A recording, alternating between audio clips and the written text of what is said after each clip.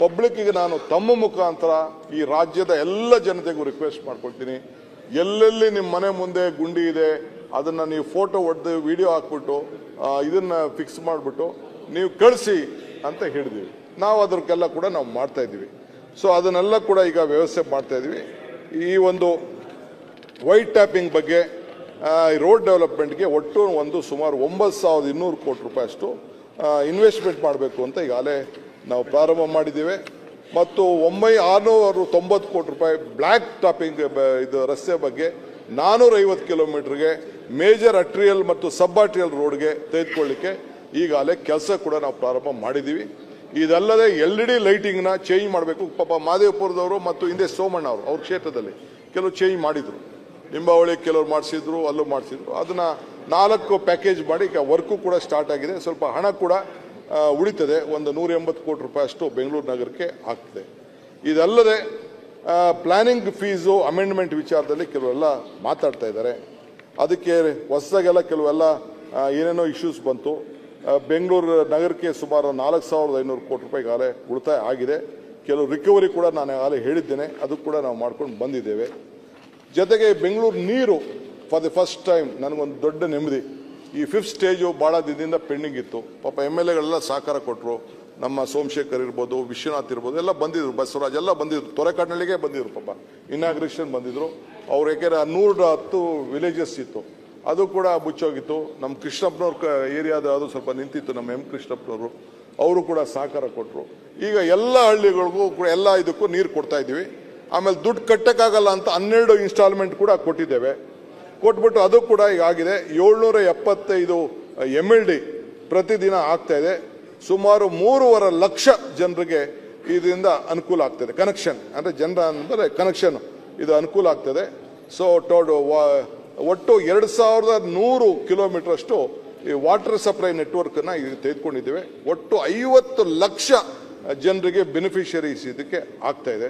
So ಇದೊಂದು ದೊಡ್ಡ ಐತಿಹಾಸಿಕವಾದಂಥ ವಿಚಾರ ಒಂದು ಗಮನಕ್ಕೆ ತಂದು BWC ಹಿಸ್ಟ್ರಿಲಿ. ಆಮೇಲೆ ಕೆಲವರೆಲ್ಲ ನನ್ನ ಮೇಲೆ ಗಲಾಟೆ ಮಾಡಿದ್ರೆ ಎಲ್ಲ ಏರಿಸ್ಬಿಟ್ಟೆ, ನೀರಿಗೂ ಏರಿಸ್ಬಿಟ್ಟಲ್ಲ ನೀನು ಅಂತ.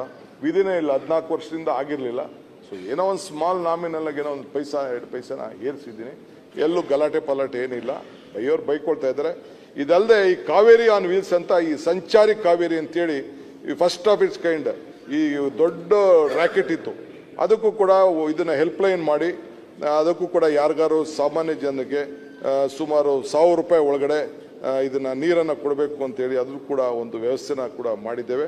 ಇದಲ್ಲದೆ ಸರಳ ಕಾವೇರಿ ಅಂತ ಕೂಡ ಅದನ್ನು ಕೂಡ ಮಾಡಿ 600 ಸ್ಕ್ವೇರ್ ಫೀಟ್ ಇರೋರಿಗೆ ಅವ್ರು ಬರೀ ಒಂದು 1,000 ರೂಪಾಯಿ ಕಟ್ಟಿದ್ರೆ ಸಾಕು, ಅದನ್ನು ಕೂಡ ಮಾಡಿ 12 ತಿಂಗಳಿಗೆ ಒಂದು ಇನ್ಸ್ಟಾಲ್ಮೆಂಟ್ ಮಾಡಿ ಅದು ಕೂಡ ಒಂದು ವ್ಯವಸ್ಥೆಯನ್ನು ಕೂಡ ನಾವು ಮಾಡಿದ್ದೇವೆ ಅಧ್ಯಕ್ಷೆ. ಸೊ ಹಂಗೆ ಈ ಸಂದರ್ಭದಲ್ಲಿ ಈ ಕೆಲಸಗಳನ್ನು ನಾವು ತೆಗೆದುಕೊಂಡಿದ್ದೇವೆ. ಸೊ ಬೆಂಗಳೂರು ಕುಡಿಯೋ ನೀರಿನ ವಿಚಾರದಲ್ಲಿ ಮುಂದಕ್ಕೆ 6ನೇ ಸ್ಟೇಜ್ಗೆ ಒಂದು ರೆಡಿ ಮಾಡಿ ಇಟ್ಕೊಂಡಿದ್ದೀವಿ. ಸ್ಟೇಜ್ಗೂ ಅದಕ್ಕೂ ಕೂಡ ಏನು ಮಾಡಬೇಕು ಅಂತ ಒಂದು 6,000 ಕೋಟಿ ರೂಪಾಯಿ ಅಷ್ಟು ಒಂದು ಪ್ಯಾಕೇಜ್ ಕೂಡ ರೆಡಿಯಾಗಿದೆ. ಈಗಾಗಲೇ ಸುಮಾರು ಅದಕ್ಕೂ ಕೂಡ ಈಗ 110 ವಿಲೇಜ್ಗಳಿಗೆ ಮನೆಗೂ ಹೋಗಿ ಕೇಳ್ತಾ ಇದ್ದೀವಿ, ನೀವು ತಗೊಳ್ಳಿ, ಇಲ್ಲಿಗಲ್ ತೆಗೆದುಕೊಳ್ಳೋದು ನಿಲ್ಲಿಸಿ. ಈಗ ಮೊನ್ನೆ ಒಂದು ಅಮೆಂಡ್ಮೆಂಟ್ ತಂದರು ನಮ್ಮ ಬೋಸ್ರಾಜ್ ಅವರು, ಇದನ್ನು ಸ್ವಲ್ಪ ಕಂಟ್ರೋಲ್ ಮಾಡಬೇಕು ಈ ಬೋರ್ವೆಲ್ಗಳದು ಅಂತೇಳಿ ತೆಗೆದುಕೊಂಡು ಬಂದಿದೆ. ಅದಕ್ಕೂ ಕೂಡ ಇದನ್ನು ವ್ಯವಸ್ಥೆನ ನಾವು ಮಾಡಿದ್ದೀವಿ. ಇದಲ್ಲದೆ ತಮಗೀಗಾಗಲೇ ಗೊತ್ತಿದೆ 2 ಪ್ಯಾಕೇಜಿನ ಮಾಡಿರೋದು ಟನಲ್ಗೋಸ್ಕರ. ಅದಕ್ಕೆ ಟೀಕೆ ಬರ್ತಾ ಇದೆ, ಅದಕ್ಕೆ ನಾನು ಮಾತಾಡ್ತೀನಿ. ಅದಕ್ಕೆ 17.5 ಕಿಲೋಮೀಟ್ರು 16,000 ಕೋಟಿ ರೂಪಾಯಿ ಬಂಡವಾಳ. ಈಸ್ಟ್ ವೆಸ್ಟು KR ಪುರಮಿಂದ ಮೈಸೂರು, ಅದು ನೆಕ್ಸ್ಟ್ ಸ್ಟೇಜಲ್ಲಿ 23 ಕಿಲೋಮೀಟರ್ ಅದಕ್ಕೆ ಬರ್ತೇವೆ. ಅದಕ್ಕೂ ಕೂಡ ಅದಕ್ಕೆ ಈಗಾಗಲೇ ಟೆಂಡರ್ ಕೂಡ ನಾವು ಕರೆದಿದ್ದೇವೆ.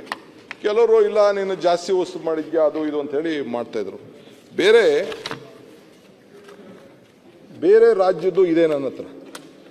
ಬೇರೆ ರಾಜ್ಯದಕ್ಕಿನ್ನ ಬೇರೆ ರಾಜ್ಯದ ಕೂಡ ನಾನು ಎಲ್ಲೆಲ್ಲಿ ಎಷ್ಟೆಷ್ಟು ರೇಟ್ ಫಿಕ್ಸ್ ಮಾಡಿದ್ದಾರೆ ಅಂತ ಇದೆ. ಅವ್ರು ಲೆಕ್ಕ ಹಾಕೊಂಡ್ರೆ ನಾವು 40% ಕಡಿಮೆ ಇದ್ದೀವಿ. ಮಹಾರಾಷ್ಟ್ರಲ್ಲಿ, ಜಮ್ಮು ಕಾಶ್ಮೀರಲ್ಲಿ, ಬೇರೆ ಕಡೆ ಎಲ್ಲ ಕೂಡ, ಬಾಂಬೆಲೆಲ್ಲ ಇದೆ.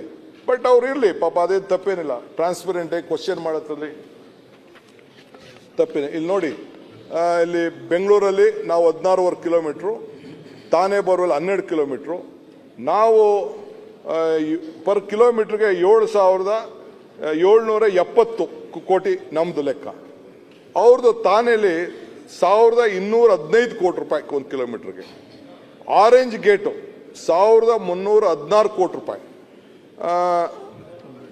ಗಾಯಿಮುಖ ಟನಲ್ಲು 1320, ನಾವು ಆಲ್ಮೋಸ್ಟ್ 770, 40% ನಾವು ಇಲ್ಲಿ ಕಡಿಮೆ ಮಾಡ್ಕೊಂಡಿದ್ದೇವೆ. ಸೊ ಇದಕ್ಕೆ ನಮ್ಮದು ಡಯ 14.5 ಸೈಜು, 14.5 ಸೈಜು, ಅವ್ರದ್ದು 13.5 ಅಲ್ಲ, ದೇ ಆರ್ 13.5, ವಿ ಆರ್ 14.5. ನಮ್ಮದು ಡಯ ಆಗಿದೆ. ನನಗೊಂದು ಹೊಸ ನ್ಯೂಸ್ ನಮ್ಮ ಕಮಿಷನರ್ ಹೇಳ್ತಾ ಇದ್ರು, ನಮ್ಮ ಇವರು ಮಹೇಶ್ವರ ರಾವ್ ಅವರು, ಯಾರೋ ಒಬ್ರು ಇಲ್ಲೇ ಟನಲ್ ಮಾಡ್ತೀನಿ ಅಂತ ಬಂದಿದ್ದಾರಂತೆ, ಬೋರಿಂಗ್ ಮಿಷಿನ್ ಮಾಡ್ತೀನಿ ಅಂತ, 20 ಎಕರೆ ಜಮೀನು ಬೇಕು ಅಂತ. ನಮ್ಮ ಮಿನಿಸ್ಟ್ರಿಗೆ ಮಾತಾಡ್ಬಿಟ್ಟು ಅವ್ರಿಗೆ ನಾನು ಹೇಳಿದೆ ಆರೋಳಿಲ್ಲೇ ಕೊಡಿಸ್ಬಿಡ್ತೀನಿ, ಮಾಡಲಿ ಅದನ್ನು ನಮ್ಮ ಇಂಡಸ್ಟ್ರಿಯಲ್ ಯೂರಲ್ಲಿ ಅಂತ. ಫಸ್ಟ್ ಟೈಮ್ ಅವ್ರು ಬೆಂಗಳೂರಲ್ಲೇ ಮಾಡ್ತೀನಿ ಅಂತ. ಈಗೆಲ್ಲ ಇದರಿಂದ ಜರ್ಮನಿಯಿಂದ ತರಿಸ್ಬೇಕು. ಚೈನಾಗೂ ಜರ್ಮನಿಗೂ 30-40% ರಿಕ್ವೆಸ್ಟ್ ಇದೆ. ನಮಗೂ ಚೈನಾಗೂ ಸ್ವಲ್ಪ ಒಪ್ಪಂದ ಸರಿ ಇಲ್ಲ. ಮೊದಲೆಲ್ಲ ರೈಲ್ವೆ ಇದಕ್ಕೆಲ್ಲ ಚೈನಾಯಿಂದ ಕೊಡ್ತಾ ಇದ್ರು, ಸ್ವಲ್ಪ ಕಡಿಮೆ ಬೆಲೆಗೆ ಆಗ್ತಿತ್ತು. ಈಗ ಅದನ್ನು ಕೂಡ ಬಹುಶಃ ಈಗಾಗಲೇ ಟೆಂಡರ್ ಕರೆದಿದ್ದೇವೆ, ಅದು ಕೂಡ ಆಗ್ತಾ ಇದೆ. ಇದಲ್ಲದೆ ಒಂದು 300 ಕಿಲೋಮೀಟರ್ ಅಷ್ಟು ಈ ಚಾನೆಲ್ಗಳಿದೆಯಲ್ಲ, ಈ ರೋಡೆಲ್ಲ ಪಾಪ ನಮ್ಮ ಬೈತಿ ಬಸವರಾಜ ಕ್ಷೇತ್ರ, ಮುಂದತ್ತಿನ ಕ್ಷೇತ್ರ, ಅಲ್ಲೆಲ್ಲ ಕೂಡ ನೀರೆಲ್ಲ ಒಳಗಡೆ ಬಂದ್ಬಿಟ್ಟು ಲೋ ಲೈಯಿಂಗ್ ಏರಿಯಾಲಿ ಭಾಳ ಸಮಸ್ಯೆ ಆಗ್ತದೆ. ಭಾಳ ದೊಡ್ಡ ಪ್ರಾಬ್ಲಮ್ ಕೃಷ್ಣ ಬೈರೇಗೌಡ ಕ್ಷೇತ್ರದಲ್ಲಿ ಇದೆಲ್ಲ. ಅದನ್ನು ಏನಾದ್ರು ಮಾಡಬೇಕು ಅಂತೇಳಿ ಆ ಕಡೆ ಈ ಕಡೆ ರೋಡ್ನ ಒಂದು 320 ಕಿಲೋಮೀಟರ್ನ ಐಡೆಂಟಿಫೈ ಮಾಡಿ ನೋಟಿಫೈ ಮಾಡಿದ್ದೀವಿ. ಸುಮಾರು 3,000 ಕೋಟಿ ರೂಪಾಯಿ ಅಷ್ಟು ಮಾಡಿ ಅವ್ರಿಗೆಲ್ಲ ಕಾಸು ಕೊಡೋಕ್ಕಾಗಲ್ಲ. TDR ಅವ್ರಿಗೆ ಬಿಲ್ಡಿಂಗ್ ಕಟ್ಟಕ್ಕೂ ಬಿಡಲ್ಲ. ಆ ಕಸ ಎಲ್ಲ ತಗೊಂಡು ರೋಡ್ಗೆ ಹಾಕ್ಬಿಡ್ತಾರೆ, ಹಿಂದೆ ಇರ್ತದೆ. ಸೊ ಅಲ್ಲಕ್ಕೂ ಕೂಡ ಎಲ್ಲೆಲ್ಲಿ ಖಾಲಿ ಇದೆ ಅದನ್ನು ಐಡೆಂಟಿಫೈ ಮಾಡಿ ಹೊಸ ರಸ್ತೆಗಳನ್ನು ಮಾಡಲಿಕ್ಕೆ ಮಾಡಿದ್ದೀವಿ. ಅದಕ್ಕೆ ಏನೇನು ಬೇಕೋ ಕಾನೂನನ್ನು ತೆಗೆದುಕೊಂಡು ಬಂದು ರೋಡ್ ಮಾಡಲಿಕ್ಕೆ ಒಂದು ಪರ್ಮಿಷನ್ ಏನು ಬೇಕೋ ಅದಕ್ಕೆಲ್ಲ ಕೂಡ ತೆಗೆದುಕೊಂಡು ಬಂದಿದ್ದೀವಿ. ಇದಲ್ಲದೆ ಪ್ರೈಮ್ ಮಿನಿಸ್ಟರ್ಗೆ ತೋರಿಸ್ದೆ, ನಮ್ಮ MLA ಸಾಹೇಬ್ರಿದ್ರು, ಯಾರು ನಮ್ಮ ಕೃಷ್ಣಪ್ಪನವರು, ಪ್ರೈಮ್ ಮಿನಿಸ್ಟರ್ ಡಬಲ್ ಡೆಕ್ಕರ್ ತೋರಿಸ್ದೆ. ಇದನ್ನು ಇವರಿದ್ರು ಈಗ ಮಾಡ್ತಾ ಇದ್ದೀವಿ ಅಂತ. ಯಾಕೆ ನಾಗ್ಪುರದಲ್ಲಿ ಹೋಗಿ ನಮ್ಮ ಗಡ್ಕರಿ ಅವರು DK ನೋಡ್ಕೊಂಡು ಬಾಯ್ಲಿ ಅಂತ ಹೇಳಿದ್ರು, ನೋಡಿದೆ. ನಮ್ಮ ಇವರು ರಾಮಲಿಂಗಾರೆಡ್ಡಿ ಅವರು ಅವ್ರ ಕಾಲದಲ್ಲಿ ಒಂದು ಟ್ರಯಲ್ ಮಾಡಿದ್ದಾರೆ, ಒಂದು 6 ಕಿಲೋಮೀಟರ್ ಮಾಡಿದ್ದಾರೆ. It is a very good novel. ಇದು ಕಾರ್ಪೊರೇಷನ್ ಅವರು ಅರ್ಧ ದುಡ್ಡು ಕಟ್ಟೋದು, ನಮ್ಮ ಮೆಟ್ರೋರು ಅರ್ಧ ಕಟ್ಕೊಡೋದು, ಅದನ್ನು ಮಾಡಿ ಈಗಾಗಲೇ DPR ಎಲ್ಲ ಆಗಿದೆ. ಸುಮಾರು ಪರ್ ಕಿಲೋಮೀಟರ್ಗೆ 120 ಕೋಟಿ ರೂಪಾಯಿ ಆಗ್ತಾ ಇದೆ. ಒಟ್ಟು 9,000 ಕೋಟಿ ರೂಪಾಯಿದಷ್ಟು ಈಗ ಇಲ್ಲಿ ಲ್ಯಾಂಡ್ ಅಕ್ವಿಷನ್ನು ನಾವು ಅಕ್ವೈರ್ ಮಾಡೋಕ್ಕಾಗಲ್ಲ. ರೋಡ್ಗೆ ಏನೆಲ್ಲ ಜಮೀನು ಕಾಸ್ಟ್ಲಿ ಆಗ್ಬಿಟ್ಟಿದೆ. 10,000 ರೂಪಾಯಿ ಕಡಿಮೆ ಯಾವ ಮೇನ್ ರೋಡು ಇಲ್ಲ. ಬೇರೆ ಕಡೆ ಎಲ್ಲ 20,000 ರೂಪಾಯಿ, 10,000 ರೂಪಾಯಿ ಮಿನಿಮಮ್. ನಾವು ಡಬಲ್ ದಿ ಕಾಸ್ಟ್ ಕೊಡಬೇಕಾಗ್ತದೆ, ಮಾಡೋಕ್ಕಾಗಲ್ಲ ಅಂತೇಳಿ. ಕೆಳಗಡೆ ರೋಡ್ ಇರ್ತದೆ, ಮೇಲ್ಗಡೆ ಫ್ಲೈಓವರ್ ಇರ್ತದೆ, ಅದ್ರ ಮೇಲ್ಗಡೆ ಟ್ರೈನ್ ಹೋಗ್ತದೆ, ಮೆಟ್ರೋ. ಆ ಥರ ಒಂದು ವಿಶೇಷವಾಗಿ 44 ಕಿಲೋಮೀಟರ್ ಮಾಡಲಿಕ್ಕೆ ಹೊರಟಿದ್ದೇವೆ. ಈ ಲಿಟಿಗೇಷನ್ಸ್ ಯಾವುದು ಇರಬಾರ್ದು. ಈ ವರ್ಟಿಕಲ್ ಸ್ಪೇಸನ್ನು ಉಪಯೋಗಿಸ್ಕೊಳ್ಳಿಕ್ಕೆ ಇದು ಭಾಳ ಫಾಸ್ಟಾಗಿ ಆಗ್ತದೆ. ಆ ದೃಷ್ಟಿಯಿಂದ ಈ ಡಬಲ್ ಡೆಕ್ಕರ್ನ ಇದಕ್ಕೆ ಮಾಡಿ ವ್ಯವಸ್ಥೆ ಮಾಡ್ತಾ ಇದ್ದೀವಿ. ಇದಲ್ಲದೆ ಎಲಿವೇಟೆಡ್ ಕಾರಿಡಾರ್ ಫ್ಲೈಓವರ್ ಕೂಡ ಈ ನ್ಯಾಷನಲ್ ಹೈವೇ ಕನೆಕ್ಟ್ ಮಾಡಲಿಕ್ಕೆ ಈಗಾಗಲೇ ಸುಮಾರು 109 ಕಿಲೋಮೀಟರ್ ಗುರ್ಸಿದ್ದೀವಿ. ಇದು ದೊಡ್ಡ ದೊಡ್ಡ ಫ್ಲೈಓವರ್ ಹೇಗೆ ಏರ್ಪೋರ್ಟಿಂದ ಬರ್ತಾ ಇದೆ, ನೆಲಮಂಗಲದಿಂದ ಬರ್ತಾ ಇದೆ, ಎಲೆಕ್ಟ್ರಾನಿಕ್ ಸಿಟಿ, ಆ ರೀತಿ ಸುಮಾರು 109 ಕಿಲೋಮೀಟ್ರು 13,500 ಕೋಟಿ ರೂಪಾಯಿ ಅದಕ್ಕೆ ಇನ್ವೆಸ್ಟ್ಮೆಂಟ್ ಮಾಡಲಿಕ್ಕೆ ಈಗಾಗಲೇ ವ್ಯವಸ್ಥೆನ ನಾವು ಮಾಡ್ತಾ ಇದ್ದೀವಿ. ಅದಕ್ಕೂ ಕೂಡ ಫೈನಾನ್ಷಿಯಲ್ ಅವ್ರ ಹತ್ರ ಎಲ್ಲ ಮಾತಾಡಿ ಜಗಳ ನಡೀತಾ ಇದೆ. ಕೆಲವು ಒಪ್ಕೋತಾರೆ, ಕೆಲವರು ಒಪ್ಕೊಳ್ಳಲ್ಲ. ಅವ್ರ ಪರಿಸ್ಥಿತಿ ನನಗೆ ಅರ್ಥ ಆಗ್ತದೆ. ಬಟ್ ಇವೆಲ್ಲ ಬೆಂಗಳೂರು ಭಾಳ ಮುಖ್ಯ. ಪ್ರೈಮ್ ಮಿನಿಸ್ಟರ್ ಹೇಳ್ದಂಗೆ this is A global city, is A global city. Prime minister ಹೇಳಿದ್ದಾರೆ ಇದು ಗ್ಲೋಬಲ್ ಸಿಟಿ ಇಂಪಾರ್ಟೆಂಟ್. ಅವ್ರಿಗೂ ಕೂಡ ನಾನು ಹೇಳಿದೆ, ಸರ್ ನೀವು ಬರೀ ಗ್ಲೋಬಲ್ ಸಿಟಿ ಅಂತ ಹೇಳಿದ್ರೆ ನೀವು ದುಡ್ಡು ಕೊಡಬೇಕು ಸರ್ ಅಂತ ಹೇಳಿದೆ. DK ಇದನ್ನು ನೋಡ್ತೀನಿ, ನನಗೂ ಅರ್ಥ ಆಗ್ತಾ ಇದೆ, ಇಟ್ ಇಸ್ ವೆರಿ ಇಂಪಾರ್ಟೆಂಟ್. ನಾನು ಹೇಳಿದೆ ಹಿಂದೆ ಎಲ್ಲ ಕೊಟ್ಟಿದ್ದಾರೆ ಸರ್, ನಿಮ್ಮ ಏನು ಕೊಟ್ಟಿಲ್ಲ, ಸೆಂಟ್ರಲ್ ಗೌರ್ಮೆಂಟ್ ಇಂದ ಏನು ದುಡ್ಡು ಕೊಟ್ಟಿಲ್ಲ ಅಂತೇಳಿ ಅವ್ರಿಗೂ ಕೂಡ ಹೇಳಿದ್ದೇನೆ. ಅವ್ರಿಗೂ ಕೂಡ ಒಂದು ನಾನು ರೆಪ್ರೆಸೆಂಟೇಷನ್ ಕೊಟ್ಟಿದ್ದೀನಿ ಅವ್ರಿಗೆ. ನಾನು ಭಾಷಣ ಮಾಡುವಾಗ ಮಾತಾಡೋಣ ಅಂತಿದ್ದೆ, ಅಲ್ಲಿ ಮೆಟ್ರೋ ರೈಲ್ವೆ ಸ್ಟೇಷನಲ್ಲಿ ಇದು ಒಂದು ಪ್ರೋಗ್ರಾಮ್ ಇತ್ತು, ಇಲ್ಲೊಂದು ಪ್ರೋಗ್ರಾಮ್ ಇತ್ತು. ಇಲ್ಲಿ ವೆಲ್ಕಮ್ ಮಾಡೋದಿತ್ತು, ಅಲ್ಲಿ ಸೋಮಣ್ಣ ಮಾಡೋದಿತ್ತು, ಒಂದೇ ಪ್ರೋಗ್ರಾಮ್ ಆಗೋಯ್ತು. ಸೊ ಇನ್ನು ಯಾಕೆ ನಾನು ಸುಮ್ಮನೆ ಇನ್ನು ಅವ್ರ ಹತ್ರ ಜಗಳಾಡೋದು ಅಂದ್ಬಿಟ್ಟು ನಾನೇ ಒಂದು ರೆಪ್ರೆಸೆಂಟೇಷನ್ ಕೊಟ್ಟು ಪ್ರೈಮ್ ಮಿನಿಸ್ಟರ್ ಕೊಟ್ಟಿದ್ದೀನಿ, ತೆಗೆದುಕೊಂಡು ಹೋಗಿದ್ದಾರೆ. ಐ ಥಿಂಕ್ ನೋಡೋಣ, ಎಲ್ಲರದ್ದು ರಿಕ್ವೆಸ್ಟ್ ಮಾಡ್ತೀನಿ, ನೀವೆಲ್ಲ ಸ್ವಲ್ಪ ಪ್ರೆಷರ್ ಬಿಲ್ಡಪ್ ಮಾಡಿ. ನಿಮ್ಮ ಬೆಂಗಳೂರು ಇದು, ನನ್ನ ಬೆಂಗಳೂರಲ್ಲ, ನಮ್ಮದು ನಿಮ್ಮೆಲ್ಲ ಸೇರಿ ಒಟ್ಟಾಗಿ ನಮ್ಮ ಬೆಂಗಳೂರು. ಇದಕ್ಕೆ ನಾವು ಮಾಡಬೇಕು. ಇದಲ್ಲದೆ ಗಾರ್ಬೇಜ್ಗೆ ಏನು ನಮ್ಮ ಅಶ್ವತ್ಥಾಯಣ ಇದು ಇದ್ರ ಸಿಟಿ, ಆ ಸಿಟಿ, ಈ ಸಿಟಿ, ಗಾರ್ಬೇಜ್ ಸಿಟಿ ಏನು ಇದು ಯಾವ ಕಾಲದಲ್ಲಿ ಇರಲಿಲ್ಲ. ಇದು ನನ್ನ ಹತ್ರ ಫೋಟೋಗಳಿದ್ದಾವಪ್ಪ. ಕರ್ನಾಟಕ ಗಾರ್ಬೇಜ್ ಸಿಟಿ ಅಂತ ಯಾವ ಕಾಲದಲ್ಲೇ ಇರಲಿಲ್ಲ. ಹಿಂದೆ ಎಲ್ಲ ನನ್ನ ಇದ್ದೆ, ಹಿಂದೆ ಯಾವಾಗ ಬಂತು, ಯಾವಾಗ ಇದು ಬಂತು, ನಾನಲ್ಲ ಬೇರೆಯವರೆಲ್ಲ ಅನೌನ್ಸ್ ಮಾಡಿದೆಲ್ಲ ಇದೆ. ಯಾವ್ದಾದ್ರು ಮಳೆ ಜಾಸ್ತಿ ಬಂದ್ಬಿಡ್ತು ಅಂದ್ರೆ ಏನು ಟೀಕೆ, ನೋಡಿದ್ದು ಬೆಂಗಳೂರು ಇಲ್ಲಿ ಇದು ಹೋಗ್ತಾ ಇದೆ ಅಂತ ಅಲ್ಲ. ಮೊನ್ನೆ ಇವತ್ತೇನಾಯ್ತು, ನಿನ್ನೆ ಡೆಲ್ಲಿಲಿ, ಬಾಂಬೆಲಿ ಏನಾಯ್ತು, ಡೆಲ್ಲಿಲಿ ಏನಾಯ್ತು, ಗುಜರಾತಲ್ಲಿ ಏನಾಯ್ತು, ಬಿಹಾರಲ್ಲಿ ಏನಾಯ್ತು, ಎಲ್ಲ ಕೂಡ ಇದು ಕಾರ್ಗಳೆಲ್ಲ ತೇಲಿ ಹೋಗ್ತಾ ಇದೆ. ಇದು ಪ್ರಕೃತಿ.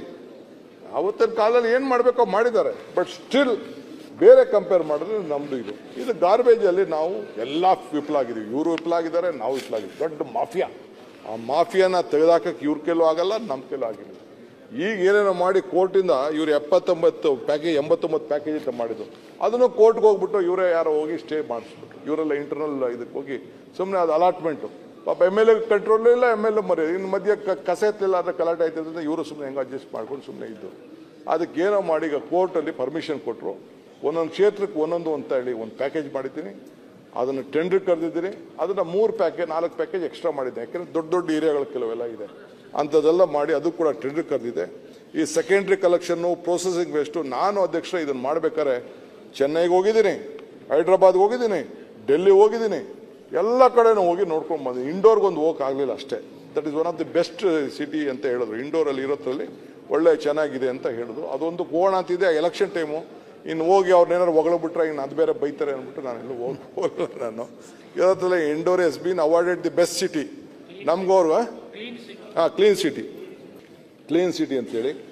ಸೊ ಅದಕ್ಕೆ ಈಗಾಗಲೇ ಮಾಡಿದ್ದೀವಿ. ಆಮೇಲೆ ಮೊನ್ನೆ ನೈಸ್ ಅವ್ರ ಹತ್ರ ನ್ಯಾಯ ಮಾಡಿ ಅವ್ರ ಹತ್ರ ಒಂದು 100 ಎಕರೆ ಬಿಡಿಸ್ಕೊಂಡಿದ್ದೀನಿ. ಅಲ್ಲೆಲ್ಲೋ ದೊಡ್ಡಬಳ್ಳಾಪುರದಲ್ಲಿ ನಮ್ಮ ಮುನ್ರಾಜ್ ಗಲಾಟೆ ಮಾಡ್ತಾಯಿದ್ದೆ ನನ್ನ ಮೇಲೆ. ಮೊದಲೇ ಇತ್ತಲ್ಲಿ ಅದನ್ನು ಕೂಡ ಖರೀದಿ ಮಾಡೋಕ್ಕೆ, ಯಾಕೆಂದ್ರೆ ಅಲ್ಲೆಲ್ಲ ಇದು NOC ಗಳೆಲ್ಲ ಇತ್ತು, ಪೊಲ್ಯೂಷನ್ ಕಂಟ್ರೋಲ್ NOC ಮತ್ತೊಂದೆಲ್ಲ ಇತ್ತು. ಬಟ್ ಮುನ್ರಾಜ್ ಗಲಾಟೆ ನಿಂತ್ಕೊಂಡಿಲ್ಲ, ವಿಧಿನೇ ಇಲ್ಲ. ಅಲ್ಲೊಂದು ಟೆರಾಫಾರ್ಮ್ ಅಂತಿತ್ತು, ಅದು ಕ್ಯಾಬಿನೆಟ್ ಅಪ್ರೂವ್ ಮಾಡಿ DC ಕಡಿದ್ದೀನಿ. ಏನೋ ಮಾಡಿ ಒಂದು ವ್ಯಾಪಾರ ಮಾಡಿ ಒಂದು ಬೆಲೆ ಕಟ್ಬಿಟ್ಟು ತೊಗೊಬಿಡಪ್ಪ ನೀನು ಅಂತೇಳಿ. 4 ಕಡೆ ತೊಗೊಳಕ್ಕೆ ಇಷ್ಟ, ಇಲ್ಲೇ ಇದ್ದಾರೆ 4 ಕಡೆ ತೆಗೆದುಕೊಳ್ಳಿ ಇಷ್ಟ. ಕೋಲಾರ ಕಡೆ ಒಂದು ರೋಡ್ ಮಾಡೋ ಜಾಗ ಮಾಡೋಣ ಅಂತ ಇವರು ಬಿಡ್ತಾಯಿಲ್ಲ. ಇನ್ನೊಂದು ವಿಧಿಲ್ಲ, ನಾನೆಲ್ಲರೂ ನಮ್ಮ ಮಾಗಡಿಗೋ ನಮ್ಮ ರಾಮನಗರ ಕಡೆ ಯಾವ್ದಾದ್ರು ಗುಡ್ಡೆ ಪಕ್ಕ ಯಾವ್ದಾದ್ರು ಜಾಗ ಇದ್ರೆ ಹುಡುಕಿ. ಈಗ ಹೊಸ ಸಿಸ್ಟಮ್ ಬಂದ್ಬಿಟ್ಟು ಅಧ್ಯಕ್ಷ, ಈ ಬೆಂಗಳೂರಲ್ಲಿ ಇರೋದು ಗಾರ್ಬೇಜ್ ಥರ ಅಲ್ಲ. ನಾನಾಗ ನೋಡಿದ್ದೀನಿ, ಡೆಲ್ಲಿಲಿ ಸಿಟಿ ಒಳಗಡೆ ಇದೆ, ಪಕ್ಕದಲ್ಲೇ ದೊಡ್ಡ ಬಿಲ್ಡಿಂಗ್ ಇದೆ, ಏನು ವಾಸನೆ ಗೀಸನೆ ಇಲ್ಲ. ವಿತಿನ್ ಒಂದು 3-4 ದಿನದಲ್ಲೇ ಅದನ್ನು ಬರ್ನ್ ಮಾಡಿ ಕರೆಂಟ್ ಉತ್ಪಾದನೆ ಮಾಡೋದು, ಗ್ಯಾಸ್ ಉತ್ಪಾದನೆ ಮಾಡೋದು ಎಲ್ಲ ಕೂಡ ಬಂದಿದೆ ಅದಕ್ಕೆ. ಸೊ ಅದನ್ನೆಲ್ಲ ಹೋಗಿ ನೋಡ್ಕೊಂಡು ಬಂದಿದ್ದೀನಿ. ದೊಡ್ಡ ಕಂಪ್ನಿಯವರೆಲ್ಲ ಮಾಡ್ತಾ ಇದ್ದಾರೆ. ಈ ಇವರು ಜಿಂದಾಲ್ ಅವರು ಎಲ್ಲ ಒಂದು 10-12 ಕಡೆ ಮಾಡ್ತಾ ಇದ್ದಾರೆ. ಆ ಡೆಲ್ಲಿ ಅವ್ರ ಹತ್ರ ಹೋಗಿ ನಾನು ಕಾರ್ಪೊರೇಷನ್ ಹತ್ರ ಅವ್ರ ಹತ್ರ ಎಲ್ಲ ಕೂಡ ಚರ್ಚೆ ಮಾಡ್ಕೊಂಡು ನಾನು ಬಂದಿದ್ದೀನಿ. ಯಾಕಂದರೆ Delhi is a very important place ಅಂತೇಳಿ ಅವ್ರ ಹತ್ರ ಕೂಡ ಹೋಗಿ ಮಾತಾಡಿಕೊಂಡು ಆ ಮೇಯರು, ಆಫೀಸರ್ಸ್, ಒಂದು 15 ಜನ ಆಫೀಸರ್ಸ್ ಕರ್ಕೊಂಡು ಹೋಗಿದ್ದು. ಬರ್ರ ಇಲ್ಲ ಸ್ವಲ್ಪ ನೋಡಿದ್ದೀನಿ ಹೆಂಗೆ ಮಾಡ್ಬೋದು ಅಂತ ನೋಡಿಕೊಂಡು ಮಾಡಿದ್ದೀನಿ ಅಧ್ಯಕ್ಷೆ. ಅದು ಕೂಡ ಈಗಾಗಲೇ ಟೆಂಡರ್ ಕೂಡ ಕರೆದಿದ್ದೀವಿ. 4 ಮಾಡಬೇಕು ಅಂತಿತ್ತು, ಅದಕ್ಕೆ ಜಾಗ ಪ್ರಾಬ್ಲಮ್ಮು. ಈ ಕೋರ್ಟಲ್ಲೆಲ್ಲ ಜಾಗ ಇಲ್ಲದೆ ಏನು ಕರಿತಾ ಇದ್ದೀರಿ ಅಂತ ಎಲ್ಲ ಗಲಾಟೆ ಮಾಡ್ತಾಯಿದ್ರು. ಸದ್ಯಕ್ಕೆ ಜಾಗ ಇರೋಕ್ಕೆ ಅಷ್ಟು ಕಡೆ ಮಾಡಿ ಅಂತೇಳಿ ಮಾಡಿದ್ವಿ. ಮುಂದಕ್ಕೆ ಬೆಂಗಳೂರು ಸುತ್ತಮುತ್ತಲು ಇರೋ ಜಾಗಕ್ಕೆಲ್ಲ ನಾವು ಯೋಚನೆ ಮಾಡಬೇಕು. ಎಲೆಕ್ಟ್ರಾನಿಕ್ ಸಿಟಿ ಬೇರೆ ನಾರ್ತಲ್ಲಿ, ಸೌತಲ್ಲಿ, ರಾಮನಗರ, ಚನ್ನಪಟ್ಟಣ, ಇದಕ್ಕೂ ಕೂಡ ಈಗಿಂದ ನಾವು ಮುಂದಕ್ಕೆ ಪ್ಲಾನ್ ಹಾಕಬೇಕು. ಅದಕ್ಕೂ ಕೂಡ ವ್ಯವಸ್ಥೆ ಮಾಡೋಂತ ಮಾಡ್ತಾಯಿದ್ದೀವಿ ಅಧ್ಯಕ್ಷೆ.